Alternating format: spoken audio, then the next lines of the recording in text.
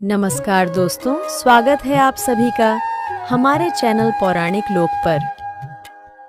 सच्चे मन से करो मां अन्नपूर्णा का ध्यान, उनकी कृपा से भर जाए जीवन और जहां। भूख प्यास का ना रहे कोई सवाल, मिट जाए सब दुख जंजाल। हे माता अन्नपूर्णा, आप हम सभी भक्तों पर अपनी कृपा बनाए रखना, सभी के घर में अन्न धन के भंडार भरना। मित्रों, माता अन्नपूर्णा को भोजन और पोषण की देवी माना गया है। ये देवी भगवान शिव की शक्ति और सौंदर्य का प्रतीक हैं।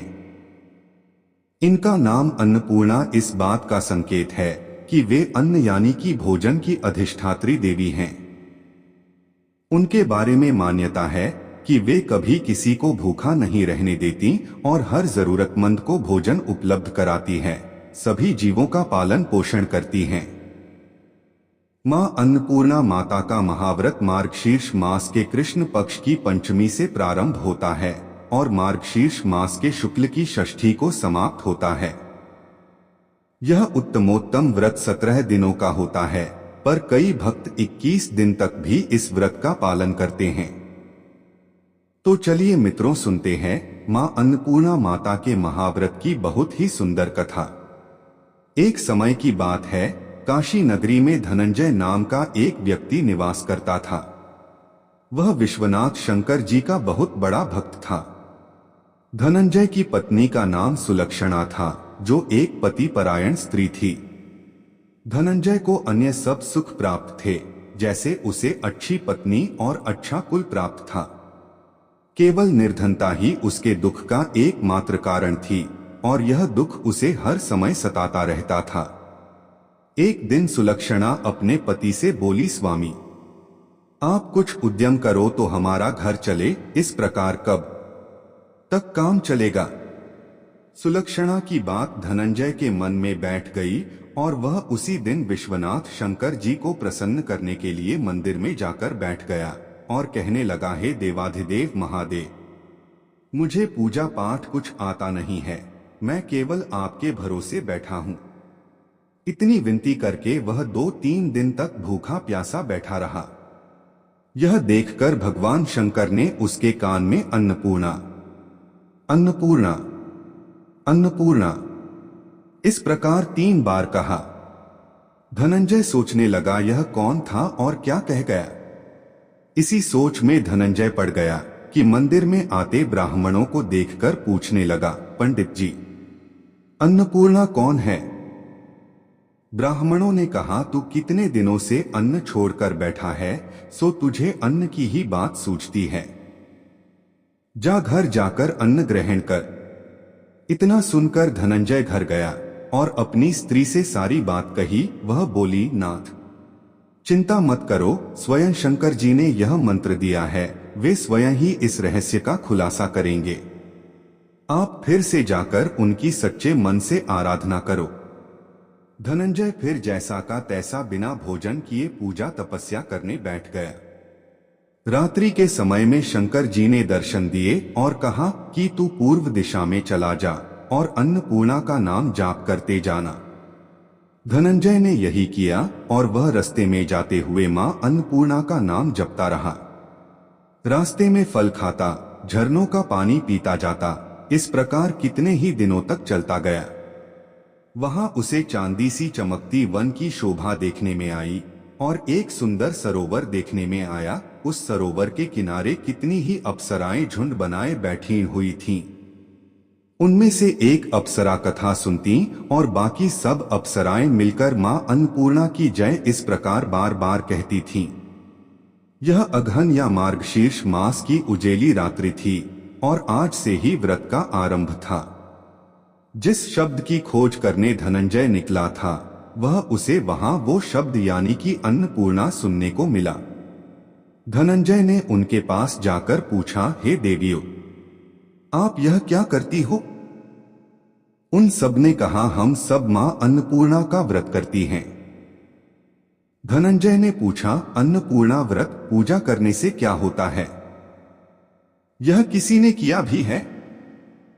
इसे कब किया जाए, कैसा व्रत है और कैसी विधि है। मुझसे भी विस्तार पूर्वक बतलाओ। वे अप्सराएं कहने लगी, इस व्रत को सब कोई कर सकते हैं। 21 दिन तक के लिए 21 गांठ का सूत लेना चाहिए। 21 दिन यदि न बने तो एक दिन उपवास करें, यह भी न बने तो केवल कथा सुनकर प्रसाद लें।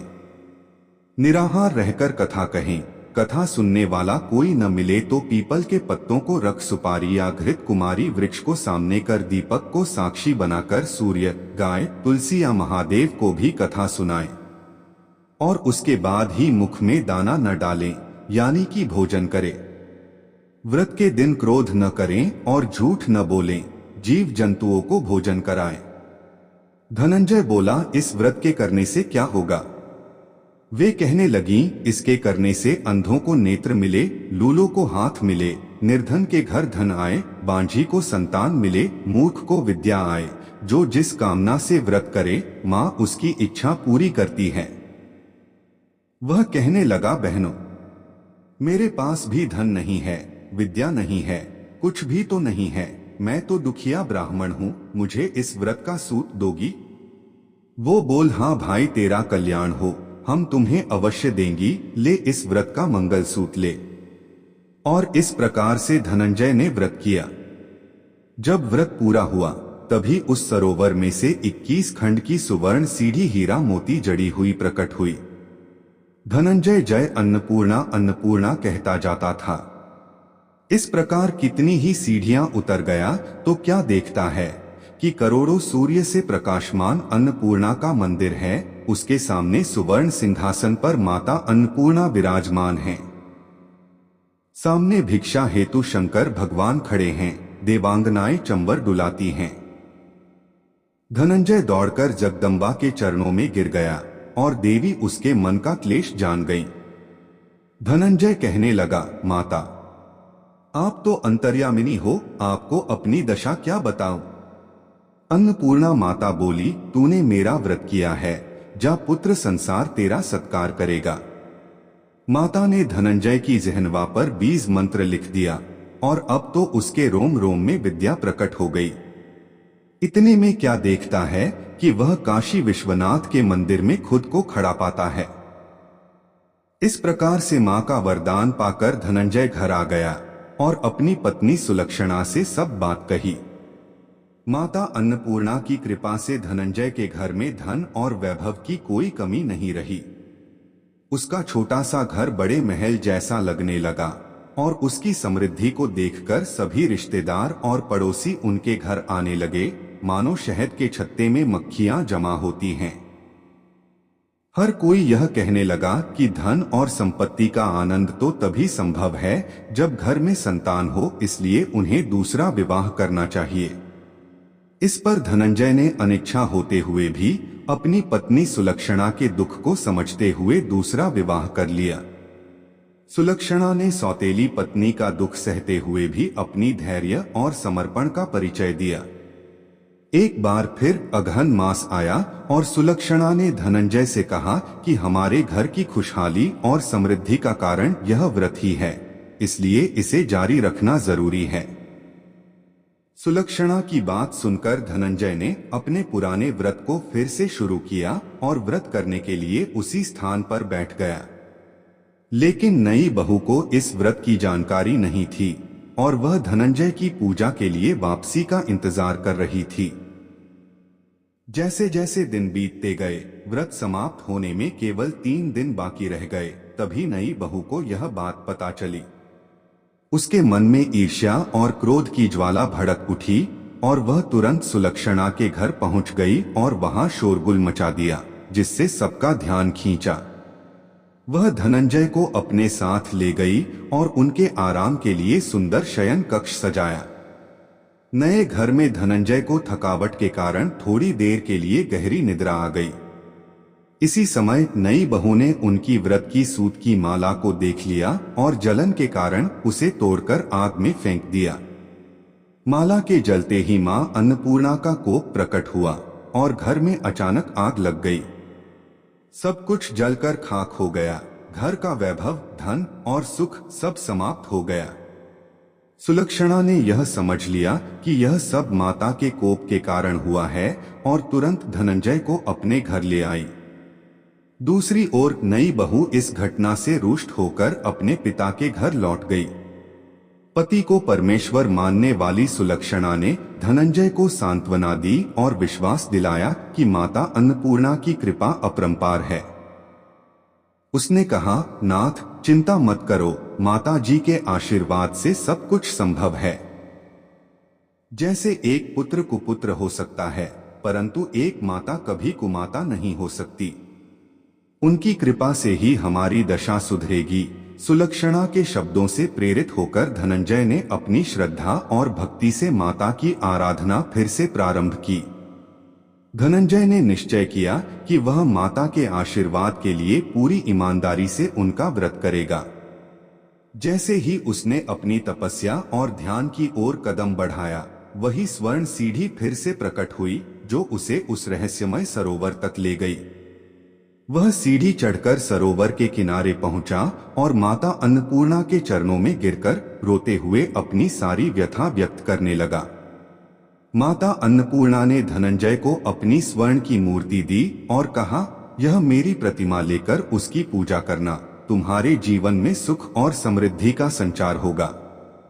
तुम्हारी स्त्री सुलक्षणा ने मेरे व्रत को श्रद्धा से किया है और मैंने उसे संतान का आशीर्वाद दिया है। उनके इस आशीर्वाद से धनंजय की आंखें खोलते ही वह काशी विश्वनाथ के मंदिर में खड़ा पाया, जैसे उसने एक नया जीवन पाया हो। उसने जल्दी से घर लौटकर अपनी पत्नी को बताया और माता की कृपा का सच सबको बताया। कुछ ही दिनों में, जैसे माता ने कहा था, सुलक्षणा ने एक सुंदर पुत्र को जन्म दिया। पूरा गांव इस चमत्कारी घटना से हतप्रभ रह गया और हर कोई यह बात चर्चा में लाने लगा कि धनंजय और सुलक्षणा की कठिनाइयों का अंत कैसे हुआ और कैसे माता अन्नपूर्णा की कृपा से उनके घर में खुशहाली आई।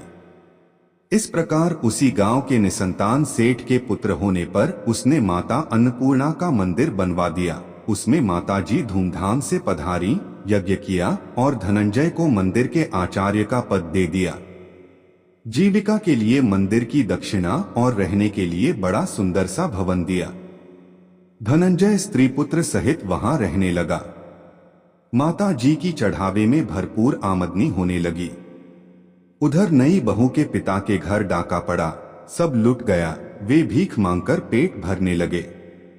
सुलक्षणा ने यह सुना कि नई बहू के घर पर बुरा समय आया है और वह अपनी परेशानियों से गुजर रही है, तो उसने उन्हें अपने घर बुलाकर उन्हें सम्मान पूर्वक रखा और उनके लिए पर्याप्त अन्न, वस्त्र और अन्य आवश्यकताओं का प्रबंध किया। धनंजय, सुलक्षणा और उनके पुत्र ने माता अन्नपूर्णा की कृपा से एक सुखमय और समृद्ध जीवन बिताया। जैसे माता ने उनके भंडार भरे, वैसे ही उन्होंने अपने घर में आने वाले हर जरूरतमंद की मदद की, जिससे सबके घरों में खुशहाली और संपन्नता का संचार हुआ।